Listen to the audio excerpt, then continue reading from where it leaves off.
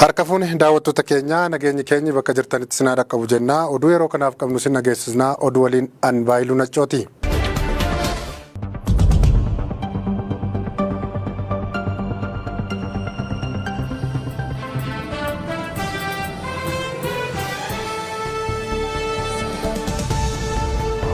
Dhaabbanni mirga gaazexeessitootaaf falmu CPJ'n aangawoonni Itoophiyaa gaazexeessitootaa fi miseensota pireesiidhaa jiranii Halduree tokko malee hatattamaan akka gadhiisu gaafate.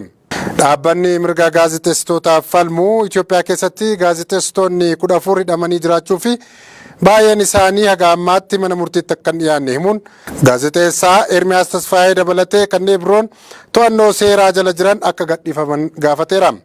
Dhaabbatichi mootummaan labsii yeroo muddamaa hordofuun gaazexeessitoota dhagaanii kabajamtoota daawwattoota keenya oduu guyyaa irraaf qabanne kanumaan goolamnaa turtii gaarii isiniin jenna. Labsiin yeroo muddamaa nageenya gaazexeessitootaaf biyyattiif yaaddoo ta'uu ibsuun miseensota pireesii fi gaazexeessitoonni waraana biyyattii keessatti gaggeeffamaa jiru sodaachisa tokko malee gabaasuu akka danda'aniif mootummaan Itoophiyaa heeyyamuu akka qabus gaafateera. Gaazexeessaa Ermiyaas Tasfaayee dhimma filannoo Itoophiyaa keessatti gaggeeffame kan gabaasee fi haala siyaasa Oromiyaa keessaa irrattis xiinxala godhee kan ture yoo ta'u to'annoo seeraa jala oolfamuusaa irratti CPJ'n Komishinii Poolisii Komishinar Araarsaa Mardaasaa gaafatee turus dhimmicha akka hin qulqulleeffannee fi akka hin beekne natti himaniiru jedheera. Dubbii himaan Poolisii Federaalaa Jeelaan Abdii gaazexeessitoonni hidhamanii jiran seera biyyattii waan cabsaniif malee hojii isaaniitiif miti jechuun ibsanii turani.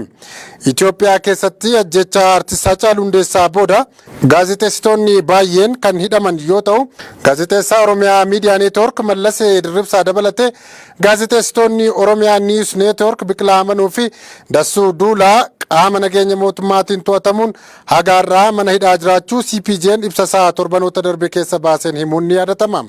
Madda oduu kanaaf fuula marsaaritii CPJ irraayi.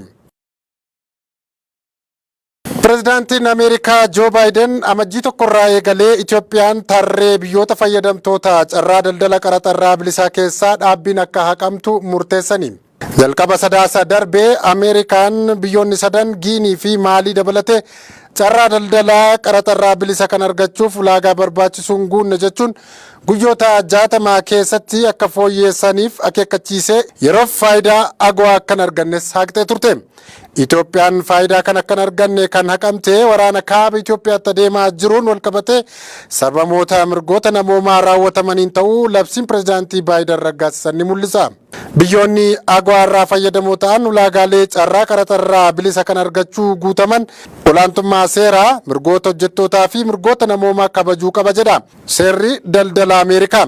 Kun yoo ta'uu baate garuu pireezidaantiin biyyattii aangoo fayyadamummaa biyyoota kanaa haquu akka qabu himeera.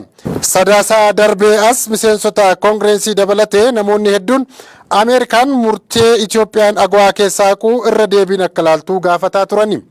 Mootummaan Itoophiyaas murtee Ameerikaan sagantaa agwaa keessaa Itoophiyaa haquuf fudhatte kanaan baay'ee gadduu ibsuun murtee kanaa akka kaastuu fi carraaqi Itoophiyaan nagaa buusuu fi seera kabachiisuuf taasistuu akka deeggartuu gaafatee ture. Itoophiyaan carraa daldala qaraxarraa bilisaa kanatti fayyadamuun oomishaalee gara gabaa Ameerikaatti ergituun sharafa alaa waggaatti haga doolaara miliyoona 100 ol argachaa akka turte ragaaleen ni mul'isu. Kana malees agwaan Itoophiyaa keessatti namoota 100,000 oliif carraa hojii uumee akka tures ni himama. Gamtaan Araboota Emireetotaa balalliin qilleensaa biyyoonni akka Tanzaaniyaa, Itoophiyaa fi Naajeeriyaa kan gara biyyattiitti taasisan akka dhorke beeksise.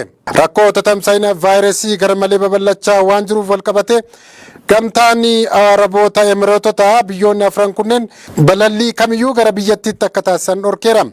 Waajirri sodaa ittisa balaa biyyaalessaa Araboota gamtoomee fi abbaan taayitaa aviyeeshinii biyyaalessaa biyyattii akka ibsanitti boru sa'a 7 walakkaa kaasee biyyoonni kunneen balallii kamuu gara biyyattiitti akka hin taasifne jechuun akeekkachiiseera. Lammiileen Araboota gamtoomanii kanneen biyyoota kana keessa jiraataa turan gara biyyaatti yoo deebi'uu barbaadan murtoon murteeffame kun akka isaan hin ilaallannes ibseera. Kana malees lammiileen Emireetota gamtoomee kan biyya keessa jiraatan imala kamiyyuu gara biyyoota dhorkaan irra kaa'ametti akka hin imalles ibseera. Maddi oduu kanaa Addis Istaandardi. Roomaatti Amartiin fakkii Yesuus kan bara kiristaanotaa warra Roomaa Israa'el qarqara galaanaa Meeditiraaniyaatti argamuun dhaga'ame. Amartiin argame sun fakkii tiksee gaarii hoolaa gatiittii isaa irratti baatee jiru albuuda bifa magariisaan bocamee qaba jedhan waajirri hambaalee Israa'el. Hambaawwan caccabaa doonii lama kan buufata galaanaa Seseeriyaatti jedhamu keessatti argame hafteewwan akka saantimaa, meetii fi